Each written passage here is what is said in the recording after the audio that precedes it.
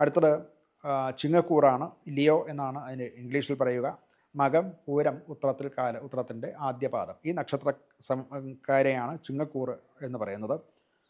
ജോലി അഥവാ കരിയർ സംബന്ധിച്ച് ചില പങ്കാളിത്തത്തോടുകൂടി പാർട്ട്ണർഷിപ്പ് ബിസിനസ്, അതുപോലെ രണ്ടോ അതിലധികമോ ചേർന്ന് പേര് ഒന്നിച്ചു ചേർന്ന് ചെയ്യുന്ന ചില കരാർ ഉടമ്പടി ജോലികൾ, അത് സംബന്ധിച്ചുള്ള പ്രവർത്തനങ്ങൾ, ഇതൊക്കെ ആണ് പ്രധാനമായിട്ട് വന്നു ചേരുക. അത് വളരെ സൂക്ഷിച്ച് അത് സംബന്ധമായിട്ടുള്ള രേഖാപരമായിട്ടുള്ള കാര്യങ്ങളിൽ വേണ്ടത്ര ശ്രദ്ധ കൊടുത്ത് വേണം ഇതൊക്കെ ചെയ്യാൻ. അങ്ങനെ ചെയ്തില്ല എന്നുണ്ടെങ്കിൽ ചില കഷ്ടനഷ്ടങ്ങൾ ഉണ്ടാകാൻ ഉള്ള സാധ്യതയുണ്ട്. വഴക്കുകളോ കോടതി വ്യവഹാരങ്ങളോ ഒക്കെ നേരിടാൻ സാധ്യത ഉള്ള കാലമാണ്.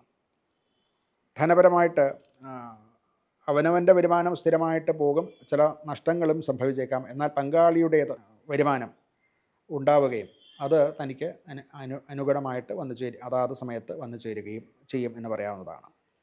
ആരോഗ്യപരമായിട്ട് ഹൃദയ സംബന്ധമായിട്ടുള്ള ചില രോഗങ്ങളോ ഹൃദയസമ്മർദ്ദം മുതലായിട്ടുള്ള കാര്യങ്ങളൊക്കെ ഉണ്ടാകാൻ സാധ്യതയുണ്ട്. കഴിയുന്നത്ര തർക്ക വിതർക്കങ്ങൾ, വാഗ്വാദങ്ങൾ, ഇതൊക്കെ ഒഴിവാക്കാൻ ശ്രമിച്ചില്ല എന്നുണ്ടെങ്കിൽ അതിൽ കൂടെ ഈ രോഗം അഥവാ രോഗമുള്ളവർക്ക് ആ രോഗം കൂടുതൽ ആകാൻ സാധ്യതയുണ്ട്.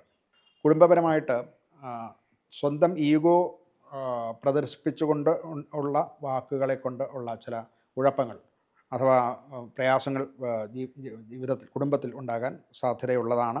കഴിയുന്നത്ര തർക്കങ്ങൾ ഒഴിവാക്കുക, അതിനുള്ള സാഹചര്യം സൃഷ്ടിക്കാതിരിക്കുക എന്ന് ശ്രദ്ധിച്ചില്ല എന്നുണ്ടെങ്കിൽ കുടുംബത്തിൽ സ്വാരസ്യങ്ങളും വഴക്കുകളും പരസ്പര വിദ്വേഷവും ഒക്കെ വളർന്നു വരാൻ സാധ്യത ഉള്ള കാലമാണ്.